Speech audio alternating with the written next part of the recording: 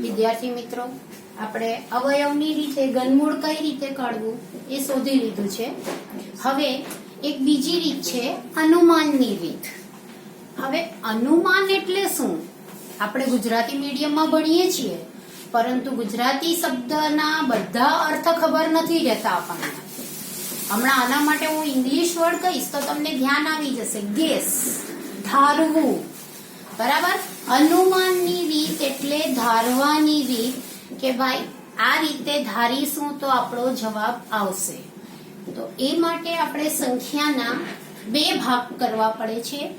એક ભાગ છે પાછળના 3 અંકો, એટલે કે એકમ, દશક અને 100 થી બનતી સંખ્યા, અને એના આગળના 2 અંકો આપણા પાસે આ સંખ્યામાં રહે છે. તો બે ભાગ એટલે આપેલ સંખ્યાના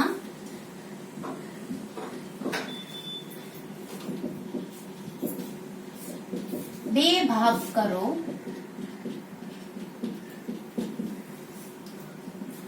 એક ભાગ 625 એટલે કે એકમ, દશક, 100 થી બનતી સંખ્યા, અને બીજો ભાગ 15 થશે. એટલે કોઈ પણ સંખ્યા આપણા પાસે હોય તો આપણે એના પાછળના 3 અંકોની બનતી એક સંખ્યા બનાવીશું, અને એના આગળ ગમે એટલા હોય, 1 હોય, 2 હોય, 5 હોય, 10 હોય, ગમે એટલા હોય, એ બધા અંકોની એક સંખ્યા બનાવીશું. મારા ખ્યાલથી આ વસ્તુ તમારા મગજમાં આવી ગઈ છે. સીધી એ છે કે પાછળના 3 અંકોને અલગ કરી દો, એ એક સંખ્યા, અને એની આગળ જે પણ અંકો હોય એનાથી બનતી સંખ્યા એ બીજી સંખ્યા.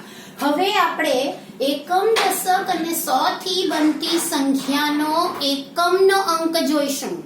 625 નો એકમનો અંક 5 છે.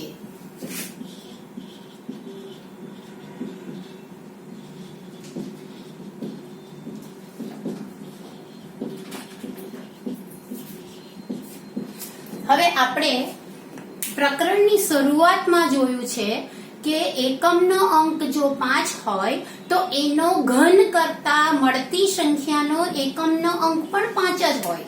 એટલે આ ભાગ કરતી વખતે આપણને ધ્યાન આવે છે કે આ સંખ્યાનો એકમનો અંક 5 જ હશે.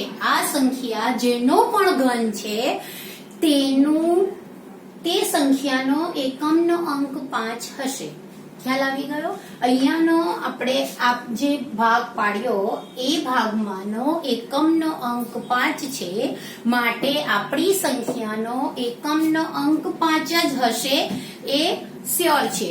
જો 3 હોતે તો 7 આવતે, જો 2 હોતે તો 8 આવતે. એ કોઠો આપણે બરાબર યાદ રાખવાનો છે, એનો ઉપયોગ અહીંયા થાય છે. હવે આપણે બીજી સંખ્યાના માટે જોઈશું.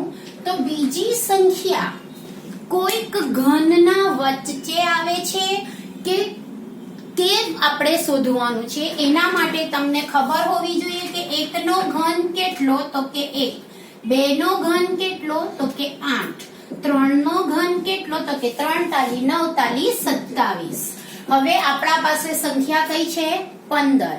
15 કોના વચ્ચે આવે છે? તો કે 8 અને 27 ના વચ્ચે આવે છે. તેથી આપણે લખીશું કે 15 2 ના ઘન અને 3 ના ઘનની વચ્ચે આવે છે. મિત્રો ખ્યાલ આવે છે? તમારે આ ઘન મોડે હોવા જોઈએ, તો જ તમને ખ્યાલ આવશે કે 15 કયા 2 ઘનની વચ્ચે આવે છે. ગણિત એવું છે, એના જેવી રમત બીજી કોઈ નથી.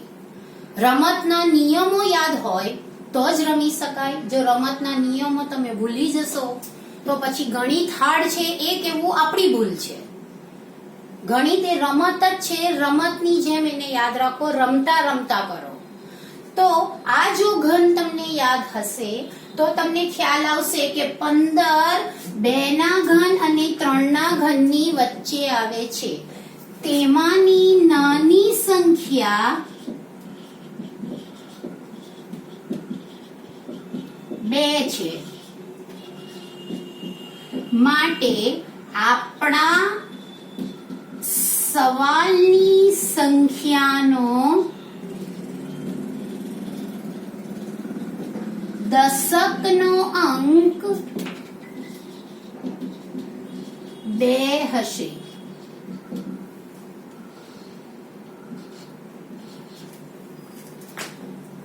તો આપણો જવાબ અહીંયા જ આપણને મળી ગયો 25.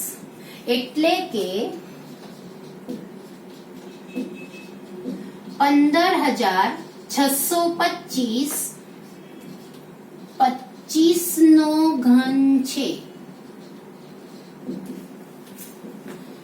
મિત્રો આ એક રીત ફરી એકવાર તમને સમજાવી જાઉં.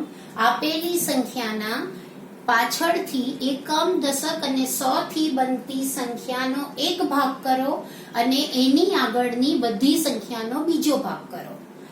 આવી રીતે તમારા પાસે 2 સંખ્યા મળશે.